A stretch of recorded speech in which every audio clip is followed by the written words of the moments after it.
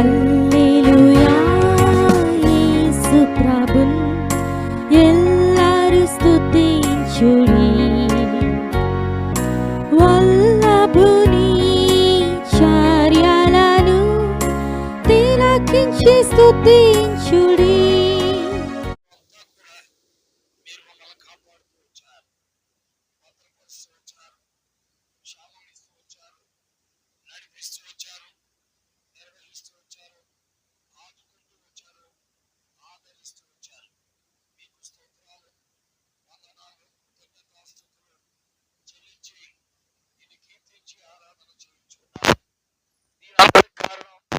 మేమెంతో ప్రార్థనాపరులం. ఆఫీసులకి, కాలేజీలకి, స్కూల్స్కి, ఉద్యోగాలకి, వ్యాపారాలకి సెలవులు పెట్టి మోకాళ్ళ మీద మేము గడుపుతున్నందువల్ల కాదు నాయన, ఇది నీ దయ. మా భక్తి, మా ప్రార్థనా జీవితము, మా ఆరాధనా జీవితము, మా బ్రతుకు అంతా మీకు తెలుసు. నీ ఎదుట మేము స్వయాన్ని చెప్పుకోలేం. నీ యొక్క ఉచితమైన కృపను బట్టి మేము బ్రతుకుతున్నాం, చలిస్తున్నాం, ఉనికి కలిగి ఉన్నాం. ఈనాడు నీ ద్వారా సమస్తమును అనుభవిస్తున్నాం. ఇలాగ అనుభవించుచున్న మేము ఇంకా నీ ఎడల సరైన భక్తి, యథార్థమైన భక్తి, నీతియుక్తమైన భక్తి, నమ్మకమైన భక్తి, నీవు మెచ్చే భక్తి మేము చేయకపోయినా గత డిసెంబర్ 24 నుండి ఈ డిసెంబర్ 24 దాకా మీరు కాపాడుతూ వచ్చారు. స్తోత్రాలు, నీకెంతో కృతజ్ఞతలు. మా జీవితాలు ఏపాటివి, మేము ఏపాటి వారము తండ్రి. నీ యొక్క నమ్మకత్వం అంతటి కొరకు వందనాలు. ఈ యొక్క 2025లో నవంబర్ నుండి ఈ డిసెంబర్ ఈ తేదీ వరకు అనేక మంది లోకాన్ని విడిచిపెట్టారు తండ్రి. నవంబర్లో అనేకమైన మరణాలు మేము చూచాం. డిసెంబర్లో ఈ దినం వరకు అనేకమైన మరణాలు చూసాం. ప్రభువా, మమ్మల్ని ఇంకా సజీవులుగా ఉంచారు. ఇది నీ దయ, ఇది నీ కృప, ఇది నీ వాత్సల్యత. నీకు స్తోత్రాలు, వందనాలు, కృతజ్ఞతలు చెల్లిస్తున్నాం. ఈ సాయంకాలం నీ పరిశుద్ధమైన సన్నిధిలో ఈ విధంగా చేరడానికి మీరు ఇచ్చిన తరుణం కొరకు వందనాలు. ఈ చుట్టుపక్కల ప్రాంతాల్లో కాలనీలో నివసిస్తున్న 1200 కుటుంబాలను బట్టి వందనాలు, స్తోత్రాలు చెల్లిస్తున్నాం. ఈ 1200 కుటుంబాలు నీ కుటుంబాలుగా మారాలనేదే నీ ఉద్దేశం. ఈ 1200 కుటుంబాలు నీ కుటుంబాలుగా మారి నిన్ను వెంబడించాలనేదే నీ చిత్తము.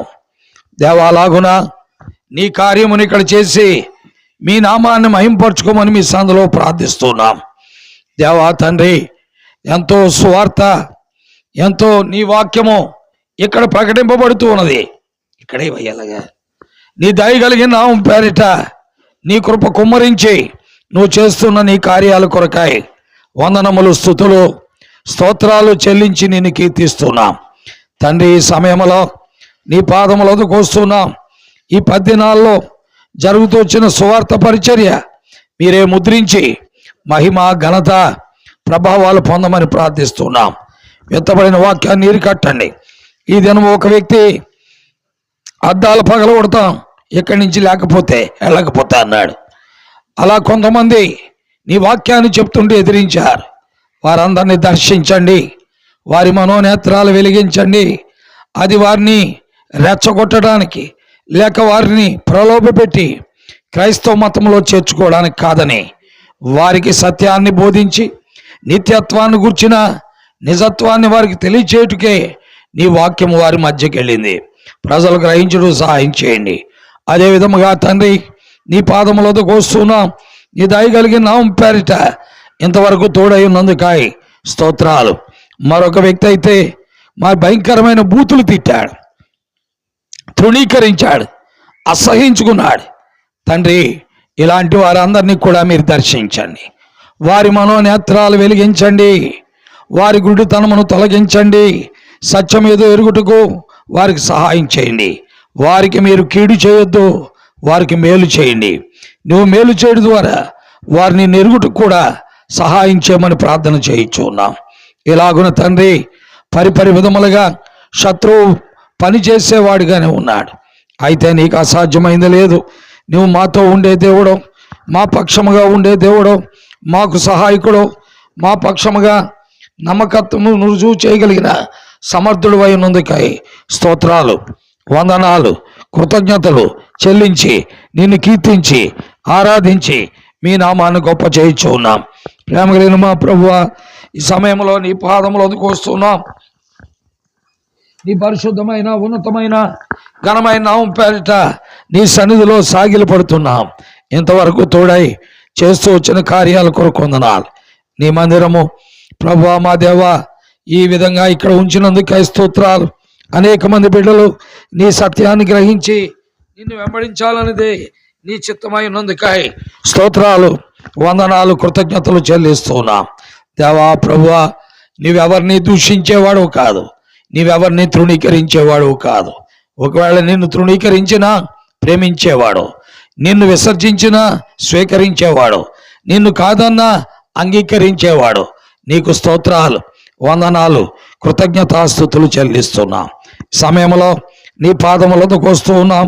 మీరే మాతో ఉండండి, నీ సాన్నిధ్యాన్ని మాతో ఉంచండి. మేము నిన్ను ఎంత కాకపట్టినా, మేము ఎన్ని మంచి పనులు చేసి నిన్ను కాకపట్టినా మా స్థితి ఎరిగిన దేవుడో, మా పరిస్థితిని ఎరిగిన దేవుడో, మా సంగతులు ఎరిగినటువంటి దేవుడో. కాబట్టి జాగరూకులమాయ్ నిన్ను వెంబడించుటకు మాకు జ్ఞానోదయం కలుగు చేయమని యేసు నామములో ప్రార్థించి ఈ రాత్రి కూడిక దీవించమని 6 గంటలకే ప్రారంభిస్తూ ఉన్నాం. కానీ దాదాపు 1.5 గంటలు లేట్ అయింది. ప్రభువా మా దేవా, మేమేమో సువార్తకి వెళ్ళాం. ఇక్కడ కొంతమందిని పెట్టి వారు మరి ఇవన్నీ రెడీ చేయాలి, కానీ వారు చేయలేకపోయారు. తండ్రి, ఏదేమైనప్పటికీ తండ్రి పరిచర్య అనేది జరిగించాల్సిందే. నడిపించండి, నిర్వహించండి, మీ కృపను గ్రహించండి. యేసు దివ్య నామములో ఈ రాత్రి కూడిక దీవెనకరంగా చేసి మహిమ పొందమని యేసు నామములో ప్రార్థిస్తున్నాను తండ్రి, ఆమేన్.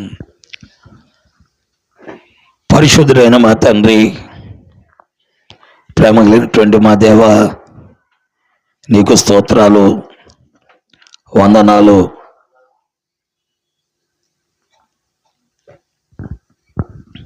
కృతజ్ఞతాస్తుతులు చెల్లిస్తూ నీ పరిశుద్ధ సింహాసనం మీదకు రావడానికి అంతలో కనబడి అంతలో మాయమయ్యే ఆవిరి వంటి జీవితాలకు మీరు ప్రసాదించిన మరొక డిసెంబర్ 24 కొరకే మీకు వందనాలు. గత డిసెంబర్ 24న ఇక్కడ ఏ కట్టడము లేనప్పుడు కూడిక కలిగి ఉన్నాం. మరలా ఈ దినాన్న కలిగి ఉండటానికి మీరు సహాయపడ్డారు. మా ప్రియులు చాలామంది, కొంతమంది రాలేదు.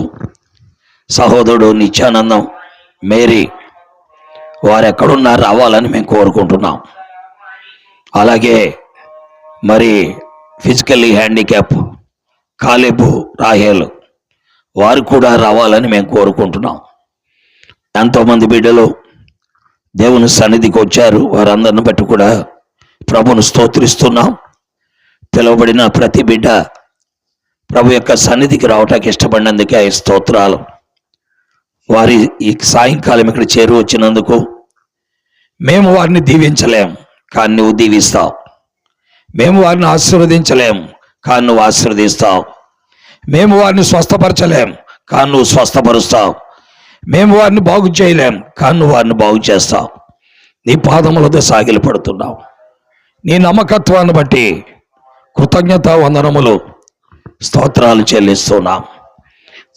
ఈ సమయంలో నీ వాక్యం మీదకు వస్తుండగా మీరే మాతో మాట్లాడి సహాయం చేయమని యేసుక్రీస్తు వారి అద్వితీయ నామములో స్తోత్రించి కీర్తించి నన్ను కూడా నీ సిలువ చాటును తాయండి. అవసరమైన మాటలు, మేలైన మాటలు, మానవ జీవితంలో క్షేమాన్ని ప్రసాదించే మాటలు ఇచ్చి ప్రజలకు మేలు చేయండి. యేసు నామములో ప్రార్థిస్తున్నాము తండ్రి, ఆమేన్. ప్రియరా, ఈ సమయంలో దైవ గ్రంథం బైబిల్ నుండి మార్క్స్ వార్త 10వ అధ్యాయము 45వ వచనాన్ని మనం చదువుకుంటాం. దైవ గ్రంథం బైబిల్ నుండి మార్క్స్ వార్త 10వ అధ్యాయము 45వ వచనం చదువుకుంటాం. దయచేసి గట్టిగా ఆ మైకులో చదవండి. మనుష్య కుమారుడు పరిచారం చేయించుకున్నట్టుకు రాలేదు గాని మనుష్య కుమారుడు పరిచారము చేయించుకున్నట్టుకు రాలేదు గాని పరిచారము చేయుటకును అనేకులకు ప్రతిగా విమోచన క్రయధనముగా తన ప్రాణము ఇచ్చుటకును వచ్చిన. చాలు. మనుష్య కుమారుడు పరిచారము చేయించుకున్నట్టుకు రాలేదు, పరిచారము చేయుటకే వచ్చాడు. మరియు అనేకులకు ప్రతిగా విమోచన క్రయధనముగా తన ప్రాణాన్ని పెట్టడానికి వచ్చారు. ప్రియా స్నేహితులారా, దేవుడు మానవుడిగా ఈ లోకంలోనికి ఎందుకు వచ్చాడు అనేది మనం ఆలోచించాలి. దేవుడు మానవుడైనటువంటి దినాన్ని క్రిస్మస్ దినము అన్నారు. దేవుడు ఎలా ఉంటాడు అనేది ఈనాటికి కూడా ఎవరికి కూడా తెలియదు. దేవుని రూపం ఎలా ఉంటుందో కూడా తెలియదు. దేవుడు ఎక్కడుంటాడనేది దైవ గ్రంథం బైబిల్ చెప్తుంది. సమీపింపరాని తేజస్సులో నివసిస్తూ అమరత్వము గలవాడు. మనుషుల్లో ఎవడు ఆయన్ను చూడలేడు, ఎవడు కూడా ఆయన్ను చూడనేరడు అని లేఖనాలు మాట్లాడుతున్నాయి. ఇది దేవుని వాక్యములో తిమోతికి రాసిన మొదటి పత్రిక 6వ అధ్యాయము 16, 17 వచనాలు మనం చదువుతుంటే అక్కడ కనబడుతుంది. అనగా దేవుణ్ణి ఇప్పటి వరకు చూచిన వాడు లేడు, దేవుడు ఎలా ఉంటాడు అనేది కూడా మానవునికే తెలియదు, ఎక్కడుంటాడు అనేది కూడా తెలియదు. పిల్లరా, అంతేకాదు యోహాను సువార్త 1వ అధ్యాయం 18వ వచనములో ఒక అద్భుతమైన మాట ఉన్నది. ఎవడును ఎప్పుడైనాను దేవుణ్ణి చూచి ఉండలేదు. పిల్లరా, ఎవడును ఎప్పుడైనాను దేవుణ్ణి చూచి ఉండలేదు. ఈ ప్రపంచంలో పిల్లరా, ఏ మానవుడు కూడా ఇప్పటి వరకు దేవుణ్ణి చూడలేదు. దేవుడు ఎక్కడుంటాడో కూడా తెలియదు. అయితే దైవ గ్రంథం బైబిల్ చెప్తుంది, సమీపింపరాని తేజస్సులో నివసిస్తూ అమరత్వము కలిగిన వాడు. ఆయన లక్షణాల గురించి కూడా దేవుని వాక్యము స్పష్టపరుస్తుంది. ఆయన లక్షణాలు ఏంటి అంటే మహాగణుడు, మహోన్నతుడు, పరిశుద్ధుడు, నిత్య నివాసి అని ఆయన్ని గురించి చెప్పబడింది. ఇది దైవ గ్రంథం బైబిల్లో యెషయా గ్రంథం 57వ అధ్యాయం 15వ వచనంలో చూస్తాం. అంటే దేవుడు అందరికంటే గనుడు, ఆయన పైన ఇంకెవరు లేరు, ఆయనే అందరికంటే పైన ఉన్నవాడు. మహాగణుడు, రెండవది మహోన్నతుడు, మూడోది పరిశుద్ధుడు. His character is holiness. ఆయన యొక్క స్వభావము పరిశుద్ధత. తర్వాత ఆయన నిత్యుడు, అంటే ఎప్పుడూ ఉండేటువంటి వాడు. అనగా దేవుడికి మరొక వ్యక్తి సహాయం అక్కర్లా. మానవులైన మనకైతే దేవుని సహాయం కావాలి. దేవునికి ఒక మానవుని యొక్క సహాయం అవసరం లేదు. ఎందుకనంటే దేవుడు స్వయంభవుడు, ఈజ్ ఎ సెల్ఫ్ ఎగ్జిస్టెంట్. ఆయన స్వయంభవుడు అని లేఖనముల ద్వారా మనం చూస్తున్నాం. ఆయన తనకు తానుగా ఉండగలిగినటువంటి వాడు. ఎవరి ద్వారా ఆయన ఉండవలసిన అవసరత లేదు. ఆయనగా ఉండగలిగిన వాడే ప్రభు అయిన యేసుక్రీస్తు వారు. పంపిస్తా ఉన్నాడు బాబు లోపలికి, కొద్దిగా చూపించండి దారి. కాబట్టి ఆయన స్వయంభవుడు. మన సహోదరుల్లో కొంతమంది లేచిపోయి లోపలికి వెళ్ళి కింద కూర్చోండి త్వరగా. అప్పుడు ఇలాంటి సహోదరులు ఎవరన్నా వస్తే వాళ్ళకి చాలు, ఒక 5 లేచిపోండి, ఒక 5 లేచిపోయి వెళ్ళిపోయి కింద కూర్చోండి.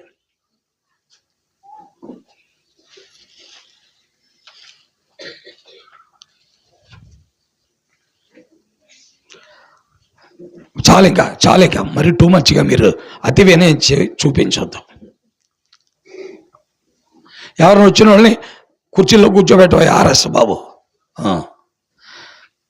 కాబట్టి దేవుడు స్వయంభవుడు, ఆయన తనకు తానుగా ఉండగలిగినటువంటి వాడు, ఆయనకి మరొక సహాయం అక్కర్లా. అందుకే ఒక పెద్ద వ్యక్తి అన్నాడు, గాడ్ వితౌట్ మ్యాన్ ఈ still God, but man without God is nothing. అంటే దేవుడు మానవుడు లేకుండా దేవుడిగా ఉండగలడు, మానవుడు దేవుడు లేకుండా ఎందుకు పనికి రానివాడు. కాబట్టి దేవుడు అనేటువంటి విషయాన్ని మనం ఆలోచించాలంటే మన ఆయుష్కాలం సరిపోదు, దాని గురించి అన్వేషించుటకు మన ఆయుష్కాలం సరిపోదు. పిల్లరా, ఇంగ్లీష్లో దీన్ని ఏమంటారంటే జీఓడి గాడ్ అంటారు. ఇంగ్లీష్లో దీన్ని జీఓడి గాడ్ అంటారు. జీ అంటే జనరేటర్, అంటే ఉత్పత్తి చేయువాడు. జనరేటర్ అంటే ఉత్పత్తి చేయువాడు, సృష్టించేవాడని. ఓ అంటే ఆపరేటర్, నిర్వహించువాడు. God is a generator, God is an operator. D stands for destroyer. అవసరమైతే తప్పు చేస్తే కొడతాడు, తిడతాడు, హెచ్చరిస్తాడు. మాట ఎన్నిసార్లు చెప్పినా వినకపోతే ప్రమాదాన్ని కూడా ఎదుర్కొంటాం. దాన్నే డిస్ట్రాయర్ అన్నారు. డి అంటే ఏంటండి? డిస్ట్రాయర్.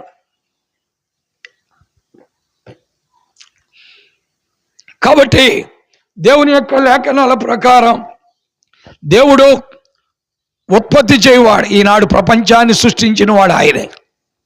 మనం పీల్చే గాలి ఆయనది, త్రాగుచున్న నీరు ఆయనది, నిలబడిన భూమి ఆయనది. మనం మున్సిపాలిటీ వాళ్ళు నీరు ఇస్తున్నారేమో అనుకుంటాం, మున్సిపాలిటీ వాళ్ళకి అది ఇచ్చింది. మున్సిపాలిటీ వాళ్ళకి దేవుడిస్తే దేవుడు వారి ద్వారా మనకి, దేవుడి ద్వారా మనకి వస్తుంది. కాకపోతే మున్సిపాలిటీ వాళ్ళు ఈ భూమి మీద అధికారులు అంతే. కాబట్టి ఈనాడు మనం పీల్చే గాలి, త్రాగుచున్న నీరు, నిలబడిన భూమి, పైన ఆకాశం, సూర్యచంద్ర నక్షత్రాలు అన్నీ కూడా ఆయనవే. ఆయన ద్వారా సమస్తము నిర్మాణమైంది. మనము ఆయన ద్వారా నిర్మాణమైనటువంటి వారం. ఇలాంటి దేవుణ్ణి మనం ఎరగనటువంటి వారం.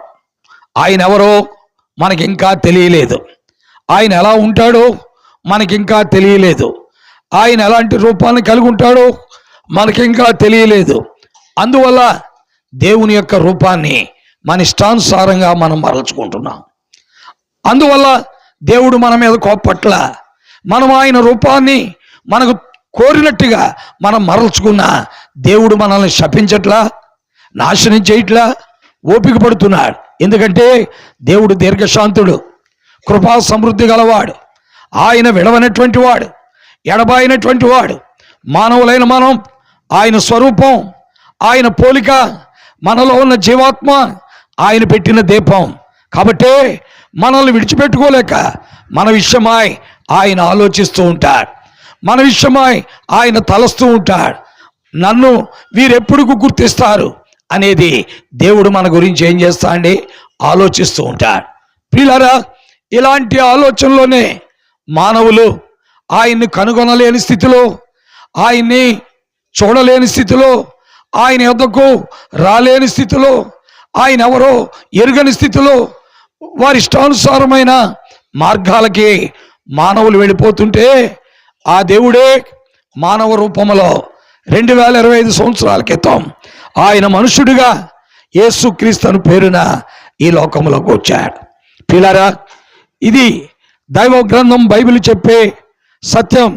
కాబట్టి అంటే కనబడని దైవము, మానవుడు చూడలేని దైవము, మానవుడు సమీపించలేని దైవము, దైవం ఏ రూపంలో ఉంటుందో ఎరగనటువంటి ఆ దైవము తన రూపాన్ని మార్చుకొని మానవుడిగా ఈ భూమి మీదకి వచ్చాడు. పిల్లరా, ఒక పర్వతాన్ని, ఒక ఉదాహరణకు ఒక మహాసముద్రాన్ని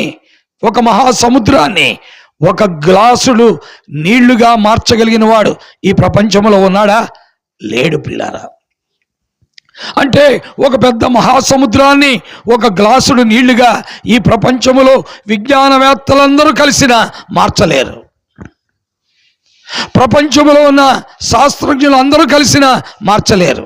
అలాంటప్పుడు ఆకాశములు, మహాకాశములు సైతము పట్టజాలైనటువంటి దేవుడు, భూమి ఆకాశములను సృష్టించినటువంటి దేవుడు, ఆయన ఎంత పెద్దడో, ఆయన వైశాల్యం ఎంతో, ఆయన వెడల్పు ఎంతో, ఆయన ఎత్తెంతో, ఆయన లోతంతో ఈనాడు మానవ జీవితంలో ఎవరికి కూడా తెలియదు.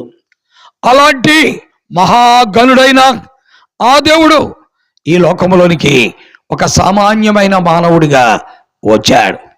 పిల్లారా, ఇలాగ వచ్చినప్పుడు నీవు ఆయన్ని మనం గుర్తించాలని ఆయన కోరుకుంటున్నాడు. అయితే ఆయన ఎందుకు వచ్చాడనేది వాక్యములో ఇప్పుడు మనం చదివిన దానిలో ఉంది.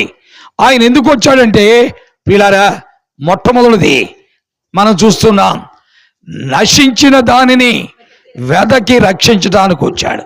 అంటే ఎవరైతే బాబు దాన్ని కొట్టండి, ఎవరు డిస్టర్బ్ చేయకండి, కర్ర తీసుకోవయ్యా. ఆ కుక్కని సార్లు వస్తుండే దాన్ని కొట్టకుండా చూస్తాడు. ముళ్ళగిరిగానే చెప్పండి, అతను గట్టిగా కొడతాడు. ఒక కర్ర ఇవ్వండి ముళ్ళగిరికి.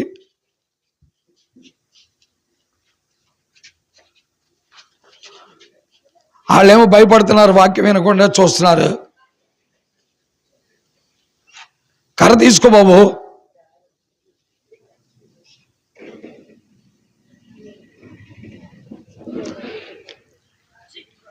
పిల్లలు కాబట్టి ప్రభు అయిన యేసుక్రీస్తు వారు ఈ లోకంలోనికి ఆయన ఎందుకు వచ్చారంటే, ఈ లోకంలోనికి కేవలం మానవులను నాశనము నుండి, ఆ భయంకరమైన నాశనం నుండి విడుదల చేయటానికి వచ్చారు. ఎవరు నశించిపోయేవారు?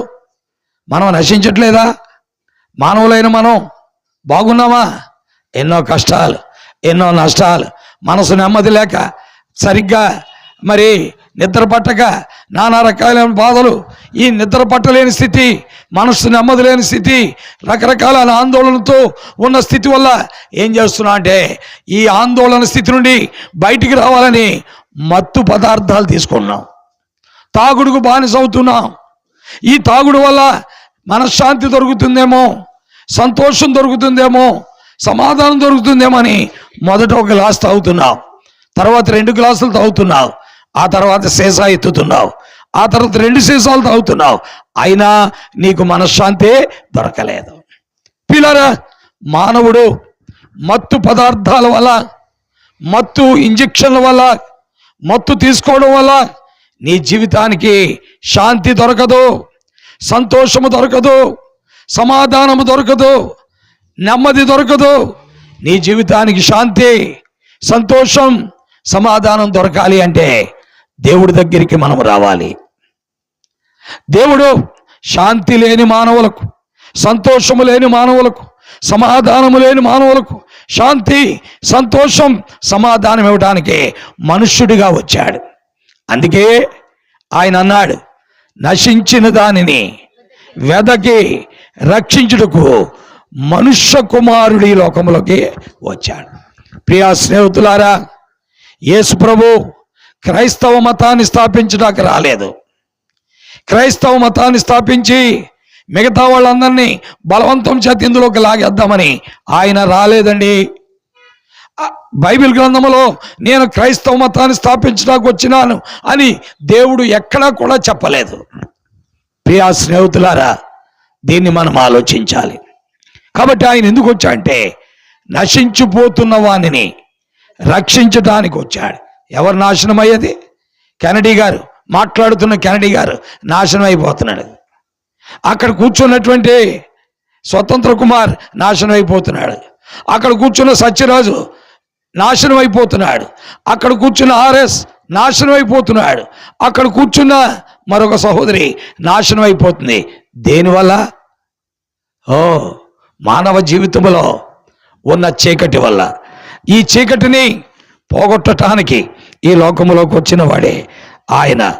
అందుకనే మనం పాడిన పాటలో 3వ చరణం, పాపము శాపము నరకపు వేదన మరి తొలగించితివి.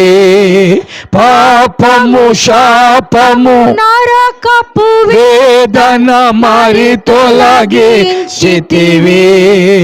అపరాధములచి చాచిన నాను ధర బ్రతికించితివి. నన్ను బ్రతికించితివి. పిల్లలు, కాబట్టి మానవ జీవితం శాంతి లేకపోవడానికి, సమాధానము లేకపోవడానికి, సంతోషము లేకపోవడానికి కారణం పాపము శాపము. కారణం ఏంటి? పాపము శాపము. ఈ పాపము శాపం ఎక్కడి నుండి వచ్చింది? ఇది ఎవరి ద్వారా వచ్చింది? ఇది మా నాన్నగారు చాలా మంచోడే, మా అమ్మ చాలా మంచిదే, మా తాత ఇంకా ఉత్తముడే, మా ముత్తాత ఇంకా ఉత్తముడే. మా ముత్తాత యొక్క తండ్రి అసలు ఈ సమాజంలో ఎన్నో లైబ్రరీలు కట్టించాడు, అనేక మంది విద్యార్థులకు విద్య బోధించాడు, విద్య చదువుకొని పైకి రావటానికి లైబ్రరీలు పెట్టాడే, వసతి గృహాలు పెట్టాడే. మరి ఎక్కడి నుంచి వచ్చింది ఈ పాపం? పిల్లరా, మానవ జీవితంలో పాపం అనేది మనుష్యుని ద్వారా వచ్చింది అని వాక్యములో మనం చూస్తున్నాం. అందుకే రోమపత్రిక 5వ అధ్యాయం 12వ వచనములో మనం చదువుతుంటే, ఒక మనుష్యుని ద్వారా పాపము ద్వారా మరణమును లోకములో ఎలా ప్రవేశించడో అలాగుననే మనుష్యులందరూ పాపము చేసినందున మరణము అందరికీ సంప్రాప్తమైంది. కాబట్టి పిల్లరా, ఈ రోజున నాలో పాపము లేదని చెప్పగలిగిన మానవుడు లేడు. నేను పాపము చేయట్లేదని చెప్పగలిగిన మానవుడు కూడా లేడు.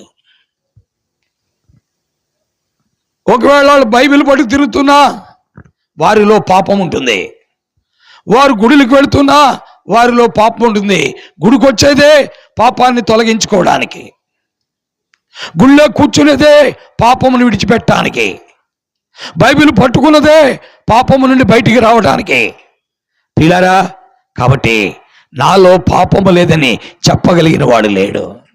అందుకనే చార్లెస్ పి స్పర్జన్ అనేటువంటి ఒక దైవజనుడు అన్నాడు. చార్లెస్ పి స్పర్జన్ అని ఆయన ఏమన్నా అంటే, దేవాలయాలకు మనుషులు వెళ్ళేది ఎందుకంటే పాపులు పరిశుద్ధులుగా మారటానికి.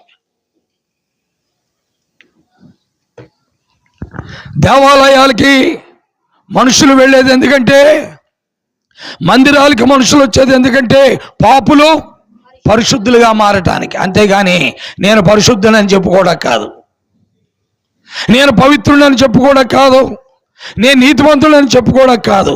పాపి అయిన మానవుడు పరిశుద్ధులుగా మారటానికే దేవుని మందిరాలకు వస్తున్నాడు, దేవుని వాక్యాన్ని పట్టుకుంటున్నాడు, దేవుని వాక్యాన్ని చదువుతున్నాడు, దేవుని వాక్యాన్ని వింటున్నాడు. పిల్లరా, ఇలాగున ప్రతి మానవుడులో పాపం ఉంటుంది. నాలో పాపము లేదని చెప్పగలిగిన వాడు ఒక్కడు కూడా లేడు. ఒక పెద్ద ఆయన ఏమని చెప్పారంటే, ఒక పెద్దమ్మ గారు ఏమని చెప్పిందంట, వాళ్ళ అబ్బాయి మరి నదిలో స్నానం చేయటానికి వెళుతున్నాడు. వాళ్ళ అబ్బాయి వెళుతుంటే ఆ అబ్బాయి ఏమన్నా అంటే, అమ్మా నేను నదిలో స్నానం చేయటానికి వెళ్తున్నాను అంటే, ఆ మందంట నదిలో స్నానం చేయటానికి ఎందుకు వెళ్తున్నావు అంటే, నాకున్నటువంటి దుమ్మంతా పోవాలి, మట్టి అంతా పోవటానికి వెళ్తాను. అలాగైతే నా దగ్గర కొన్ని కాకరకాయలు ఉన్నాయి, వాటిని కూడా తీసుకెళ్ళి నీతో పాటు అందులో ముంచిరా, దానిలో చేతిపోతుందేమో అని ఆమె చెప్పిందంట.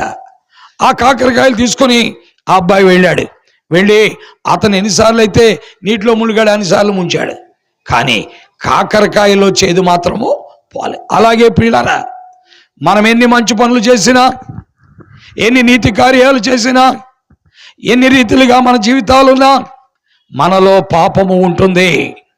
పాపము లేని మానవుడి భూమి మీద ఉండడు. పాపమును పోగొట్టడానికే ఈ భూమి మీదకి వచ్చిన మానవుడు మనుష్య కుమారుడు ప్రభువైన యేసుక్రీస్తు. అనగా దేవుడు మానవుడిగా మారడానికి కారణం అదే. అయితే ప్రియులారా, పాపం పోవాలంటే ఎలా పోతుంది? మనం ఏం చేసినా పోదు, ఎక్కడికి వెళ్ళినా పోదు, ఎవరిని ఆశ్రయించినా పోదు, ఎన్ని చోట్ల తిరిగినా పోదు, ఎన్ని చోట్లకు వెళ్ళి మన సంగతులు చెప్పుకున్నా పోదు. మరి ఎలా పోతుంది? రక్తము చిందించబడకుండా పాప క్షమాపణ లేదు. అది ఏ రక్తం? పరిశుద్ధిని రక్తమై ఉండాలి. ఈ లోకములో పరిశుద్ధులు ఎవరు? పాస్టర్ గారా? కానే కాదు. స్వాములు వారా? కానే కాదు. లేక బిషప్ గారా? కానే కాదు. బిషప్ గారు నీ పాపాలు తీయలేడు, స్వాములు వారు నీ పాపాలు తీయలేడు, పాస్టర్ గారు నీ పాపాలు తీయలేడు. వీళ్ళందరూ కూడా ఆ దేవుడి ద్వారా పాపము నుండి విడుదల పొంది తమ్మును తాము పాపము నుండి కాపాడుకునే కొరకాయ దేవుణ్ణి వెంబడిస్తున్నారు. ప్రియులారా, ఇది సత్యం. దీన్ని మనం అంగీకరించాలి. ఈ రోజున దేవుణ్ణి వెంబడించే ప్రతి వ్యక్తి, లేక ప్రభువైన యేసుక్రీస్తు వారిని వెంబడించే ప్రతి వ్యక్తి ఎందుకు వెంబడిస్తున్నా అంటే పరిశుద్ధులుగా మారటానికే. పరిశుద్ధులుగా మారటానికే. ఊరికే ఆ నీళ్ల ట్యాంకులో మునిగినంత మాత్రాన పరిశుద్ధత రాదు, బాప్తిజం తీసుకున్నంత మాత్రాన. లేకపోతే ఆ చర్చిలో ఉన్న రొట్టె ద్రాక్షరసం తీరడం వల్ల కూడా రాదు. మరి ఎలా వస్తుంది? క్రీస్తును అంటి పెట్టుకున్నది ద్వారా మాత్రమే వస్తుంది. క్రీస్తును వెంబడించడం ద్వారా మాత్రమే వస్తుంది. పిల్లరా, అందుకే ఆ దేవుడు మానవుడిగా మారింది. ఎందుకంటే మనలో ఉన్న పాపపు మస్టును, పాపము ద్వారా వచ్చిన శాపపు మస్టును తొలగించడానికే ఆయన మానవుడిగా మారాడు. లేకపోతే నీ పాపానికి విడుదల లేదు. యేసు ప్రభు పవిత్రుడు, నిర్దోషి, నిష్కల్మషుడు, పాపుల్లో చేరక ప్రత్యేకమైన వాడు. అందుకే ఆయనలో పాపము లేదు. ఆయన గురించి 7 వ్యక్తులు సాక్ష్యం చెప్పారు. మొదటి వ్యక్తి ఎవరంటే ఆయన్ని 30 వెండి నాణాలకు అప్పగించేసిన ఇస్కరియోతు యూదా. ఏమన్నా అంటే ఆయన ఏ నేరము చేయలేదన్నాడు. ఆయన ఏ నేరం చేయలేదన్నాడు. రెండవ వాడు పిలాతు భార్య ఆ నీతిమంతుని జోలికి పోవద్దు. మూడవ వాడు పిలాతు ఈ నీతిమంతుని రక్తం విషయమై నేను నిరపరాధిని అన్నాడు. నాలుగో వాడు పిల్లరా ఆయన కూడా తిరిగినటువంటి పోతురు ఏమన్నా అంటే ఆయన పాపం చేయలేదన్నాడు. ఐదో వాడు ఆయన రొమ్మున అనుకున్న యోహాను ఏమనంటే ఆయన ఎందుకు పాపం లేదన్నాడు.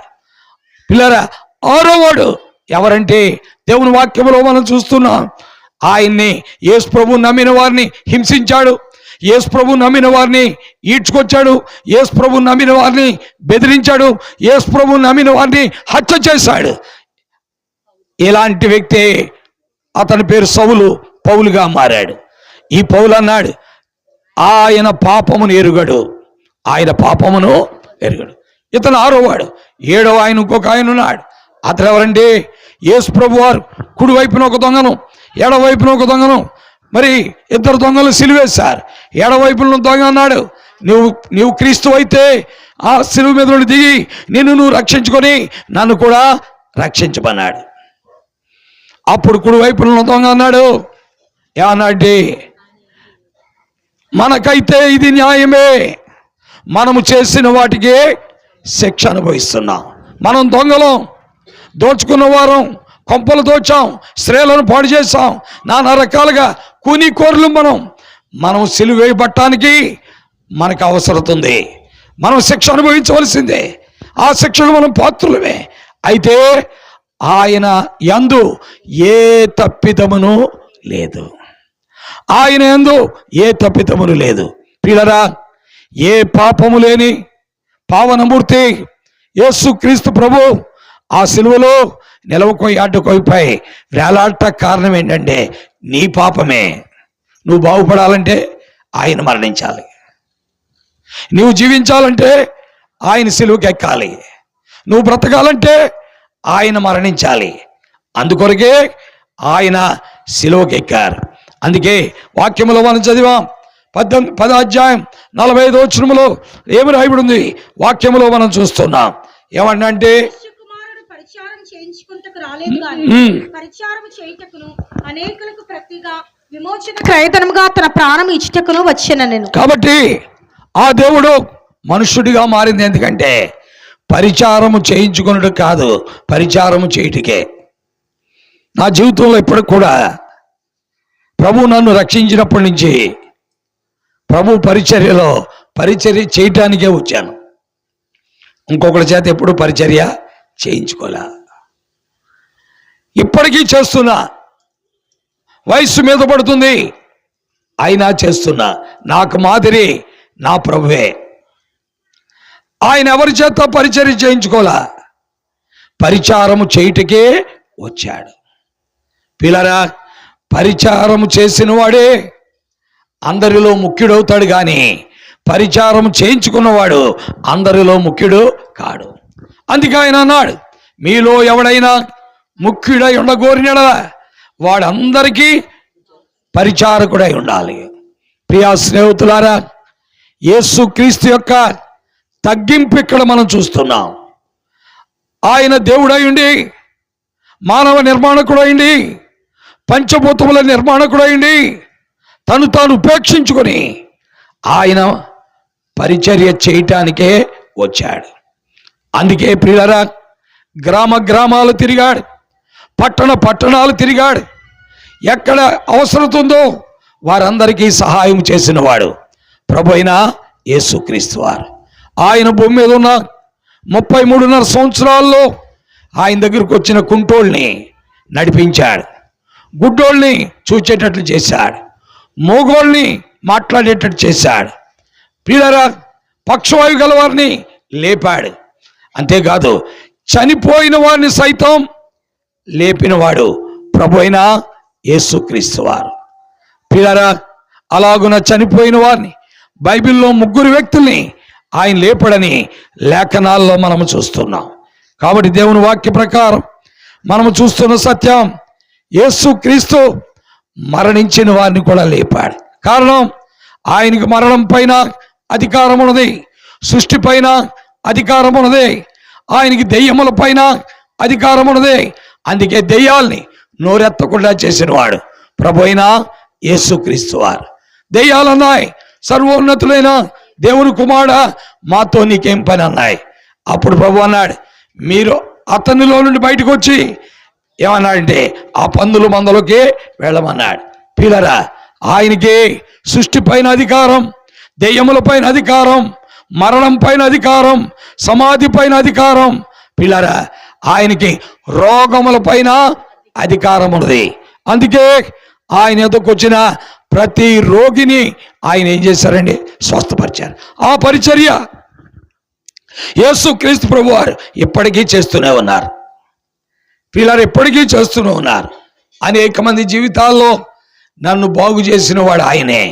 ఇటీవల ఒక వ్యక్తి అంటున్నాడు, ఇటీవల ఒక వ్యక్తి ఏమన్నా అంటే, అయ్యా నేను ఎక్కువగా తాగుతుండేవాడిని, తాగుబోతు, నేను గుట్కాలు వేసేవాడిని, నా గొంతు అంతా పాడైపోయింది, నా బుగ్గలు, నా నాలుక అంతా పాడైపోయింది, చచ్చిపోతామని చెప్పారు డాక్టర్ గారు.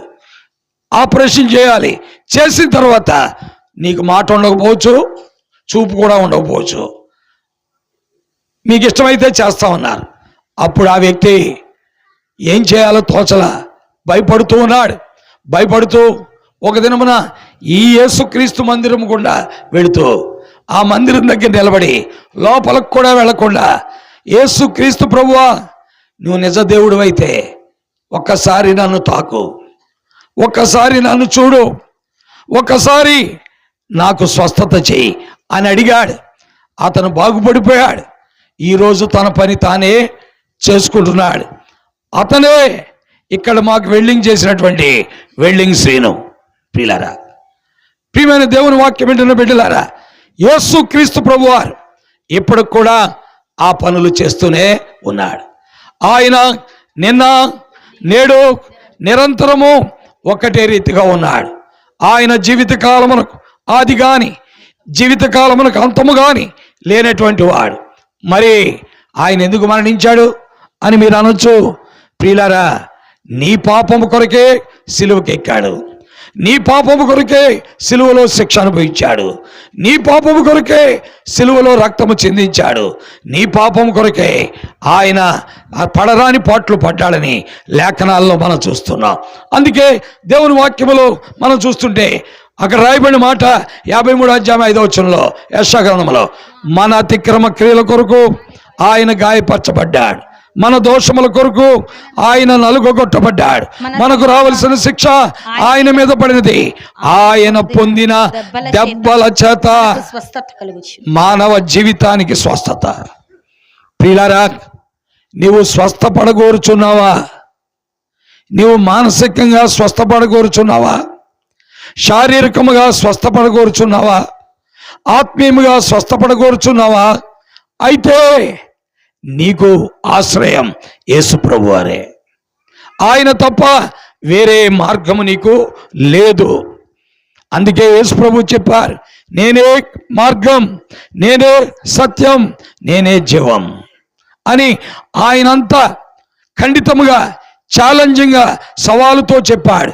ఎందుకంటే ఒక వ్యక్తి యొక్క జీవితంలో పిల్లారా స్వస్థత పొందాలన్నా, మేలు అనుభవించాలన్నా, కీడు నుండి బయటికి రావాలన్నా, జీవితంలో శాంతి, సంతోషం, సమాధానం అనుభవించాలన్నా, అంతేకాదు మానసిక, శారీరక, ఆత్మీయమైన ఒత్తిడుల నుండి బయటికి రావాలన్నా, టెన్షన్స్ అంటాం వాటిని ఏమంటారండి?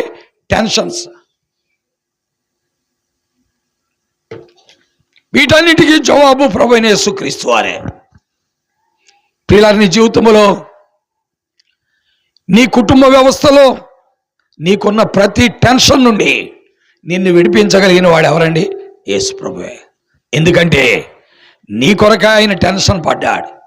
అందుకే వాక్యములో రాయబడింది, ఏమని రాయబడిందంటే, ఆయన గెత్సెమనే వనములో ఆయన చెమట రక్త బిందువుల వలె కారుతుందని. కాబట్టి యేసుక్రీస్తు మానవ జాతి కొరకై ఈ లోకంలోకి వచ్చినవాడు. అందుకే అంటున్నాడు, పరిచారము చేయించుకున్నట్టుకు రాలేదు, పరిచారము చేయటికే వచ్చాడు. అనేకులకు, చదవండి 45వ వచనం, మనుష్య కుమారుడు పరిచారం చేయించుకుంటకు రాలేదు, పరిచారము చేయించుకున్నట్టుకు రాలా, పరిచారము చేయుటకును అనేకులకు ప్రతిగా. అర్థమైందా? అనేకులకు ప్రతిగా విమోచన క్రయధనముగా ఈ భూమండలం మీద ఉన్న 750 కోట్ల జనాభా కొరకు మరణించిన వాడు ప్రభువైన యేసుక్రీస్తు. 250 దేశాల కొరకు మరణించిన వాడు యేసు ప్రభు. అన్ని భాషలు మాట్లాడేవారి కొరకు మరణించిన వాడు యేసు ప్రభు. అన్ని జాతులు, అన్ని వర్గాలు, అన్ని కులాలు వారి కొరకై సిలువకెక్కిన వాడు ప్రభువైన యేసుక్రీస్తు. ప్రియా స్నేహితులారా, దీన్ని మీరు నమ్మాలి అంటే మేము చెప్పిన మాటలను బట్టి మీరు నమ్మరు. దీన్ని అన్వేషించుట కొరకై నీకు సమయం లేదు. అందుకే నీవు ఒక పని చేయాలి. దైవ గ్రంథం, బైబిల్ సంబంధించిన పుస్తకాలు తీసుకొని చదివి, తద్వారా సత్యాన్ని గ్రహించి ఆ క్రీస్తు ప్రభువుని నమ్ముకోవాలి. ఒకవేళ క్రీస్తు ప్రభువుని నమ్ముకోకుండా ఈ లోకాన్ని విడిచిపెట్టేసావు అనుకోండి, ఏం జరుగుతుంది? క్రీస్తు ప్రభు దగ్గరికి రాకుండా ఈ లోకాన్ని విడిచిపెడితే ఏం జరుగుతుంది?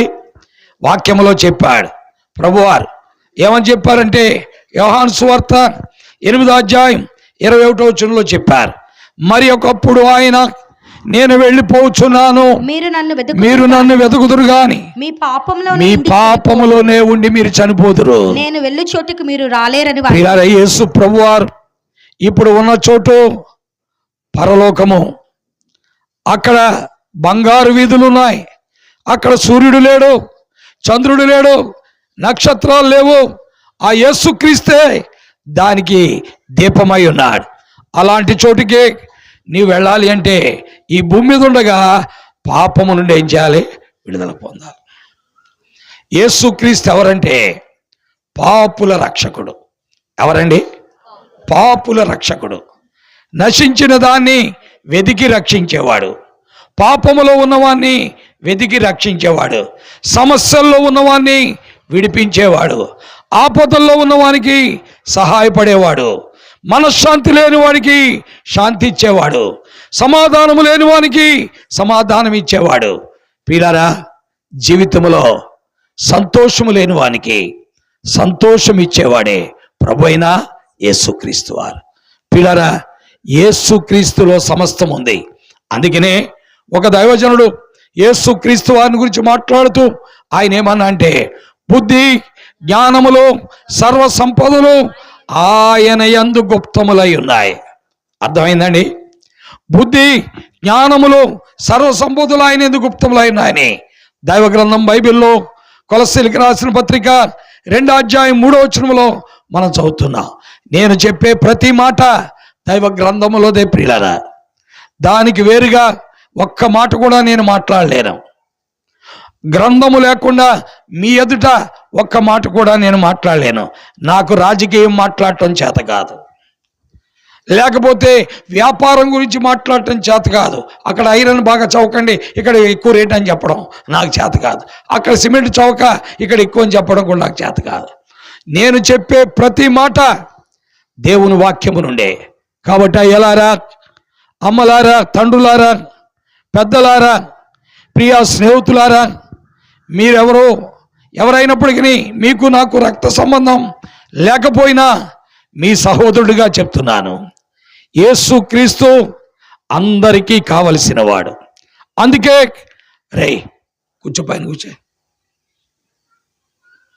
ఈడు పెద్ద తొండ్రోడండి, ఈడు వంకరతనం పోవాలమ్మా. అమ్మ రత్నకుమారి, జాగ్రత్త చూసుకో, లేకపోతే నీకు వంకర తెస్తాడు గ్యారంటీగా.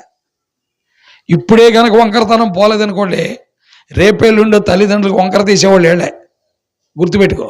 కాబట్టి జాగ్రత్తగా ఉండాలి.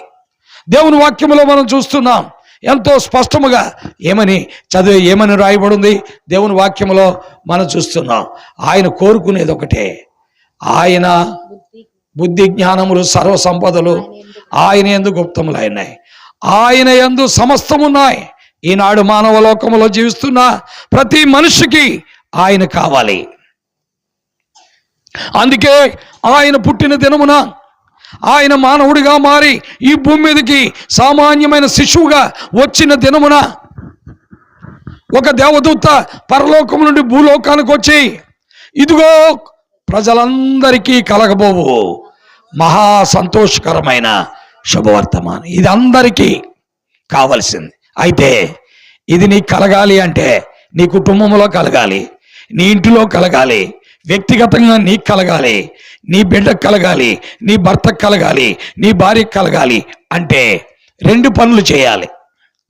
2 పనులు చేయాలి. ఒకటి, ఆయనను అంగీకరించాలి. 2, ఆయనను నమ్మాలి. అందుకే తన్ను ఎందరు అంగీకరించురో వారందరికీ, అనగా ఆయన నామమును నమ్మిన వారికి దేవుని పిల్లలయ్యే అధికారం. యోహాను సువార్త 1:12. కాబట్టి ఇది మనకు దొరకాలంటే ఈ 2 పనులు మనం చేయాలి ప్రియులారా. ఒకటి, యేసుక్రీస్తు ప్రభువా నిన్ను దేవుడిగా నేను అంగీకరిస్తున్నాను, మొదటిది. రెండవది, యేసుక్రీస్తు ప్రభువా నీవు నా కొరకై ప్రాణము దారబోసిన రక్షకుడో, సిలువకెక్కిన రక్షకుడో, ప్రాణము అర్పించిన రక్షకుడో, రక్తము చిందించిన రక్షకుడో నమ్ముతున్నాను అని ఆ 2 మాటలు చెప్తే మొత్తం మారిపోద్ది. ఏంటండి ఈ 2 మాటలు చెప్తే మొత్తం ఎలా మారుద్ది అని అనొచ్చు. పిల్లరా, ఎప్పుడు నేను ఒక ఉదాహరణ చెప్తాను. ఒక వ్యక్తికి ముందు ఒక దుప్పటి కప్పాం, తర్వాత ఒక రగ్గ కప్పాం, తర్వాత బొంతేసాం, ఆ బొంత మీద మళ్ళీ ఇంకొక రగ్గ కప్పాం. అయినా వాడు వణుకుతూనే ఉన్నాడు. అయినా వాడు ఏం చేస్తున్నాడు? వణుకుతున్నాడు. దేనివల్ల? మలేరియా జ్వరం వచ్చింది, దోమకాటు వల్ల వణుకుతున్నాడు. అలాంటి వాడికి ఏం చేశారంటే, ఇంతే ఉంది ఒక చిన్న ముక్క టాబ్లెట్, దీన్ని లారిగో అంటారు, క్లోరోకిన్ ఫాస్ఫేట్ అంటారు దీన్ని. ఈ క్లోరోకిన్ ఫాస్ఫేట్ తెచ్చి ఈ చిన్నది ఆ నోట్లో వేసి నీళ్లు పట్టించామనుకోండి, వాడు 5 నిమిషాల్లో, 1 నిమిషంలో ఏమంటాడంటే, ఎవడరా నా మీద దుప్పటేశాడు, బొంతేశాడు, రగ్గేశాడు అంటాడు. ఎందుకని? ఆ చిన్న టాబ్లెట్ అతనిలో ఉన్న సూక్ష్మ జీవులను అన్నిటినీ చంపేసింది. అందువల్ల అతనిలో ఉన్న జ్వరము తగ్గిపోయింది. అతడు ఆ మలేరియా జ్వరం నుండి బయటకు వచ్చాడు. అలాగే ప్రియ స్నేహితులారా, యేసు రక్తం నువ్వు నమ్ముడు తోడనే, నువ్వు యేసుక్రీస్తును అంగీకరించుడు తోడనే నీవు దేవుని బిడ్డగా మారిపోతావు. అది ఎంతో టైం పట్టదు. నమ్ముట నీ వలనైతే నమ్మువానికి సమస్తము సాధ్యం. నీవు నమ్మితే దేవుని మహిమను చూస్తావు. ఇది మత మార్పిడి మాత్రం కాదు. క్రైస్తవ మతంలో చేరమని నేను చెప్పను, ఎప్పుడు చెప్పను. ఎందుకంటే క్రైస్తవ మతములో త్రాగుబోతులు ఉన్నారు, జోదగాళ్ళు ఉన్నారు, వ్యభిచారులు ఉన్నారు, దొంగలు ఉన్నారు, లంచగొండ్లు ఉన్నారు, మోసగాళ్ళు ఉన్నారు. అయితే క్రీస్తులో లేదో పాపం. క్రీస్తును కాదనుకుంటే ఈనాడు క్రైస్తవ మతంలో ఉన్నవారు ఇలాంటి వారని నీవు క్రీస్తును నమ్మకుండా ఉంటే నీ పాపములో నువ్వు చనిపోతావు. దేవుడు ఉండే స్థలానికి నువ్వేం చేయలేవు, వెళ్ళలేవు. అర్థమైందా?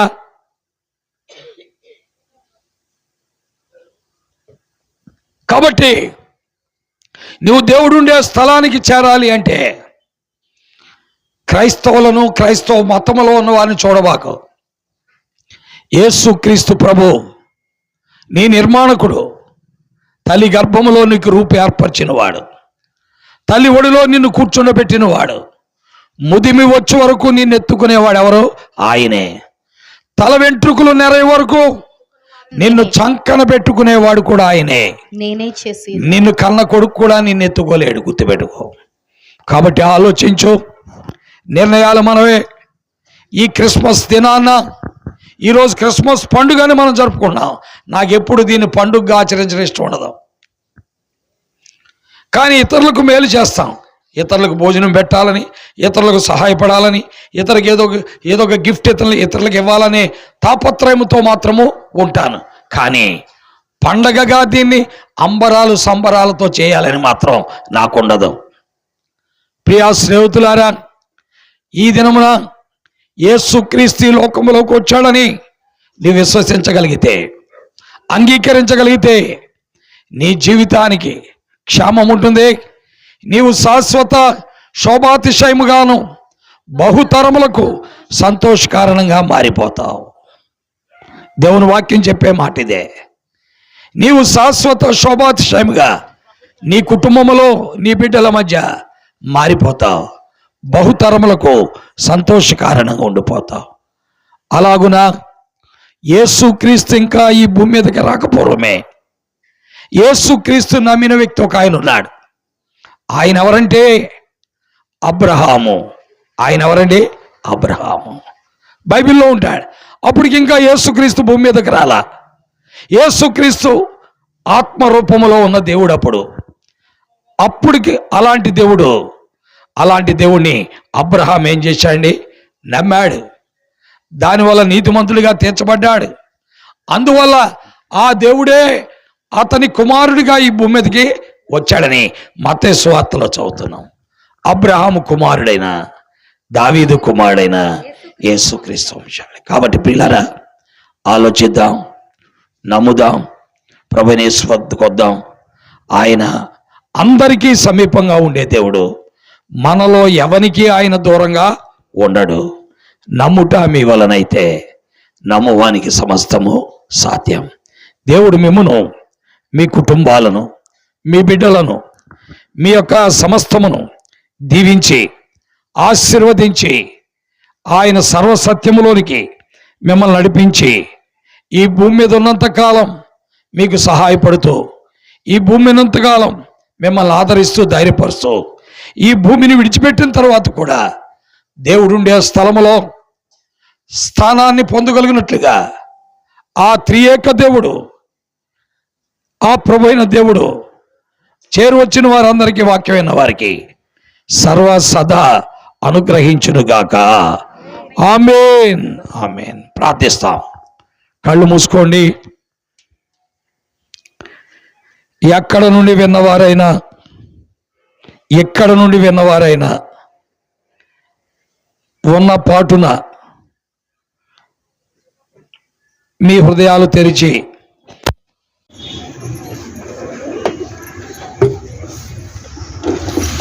ఆ ప్రభుకి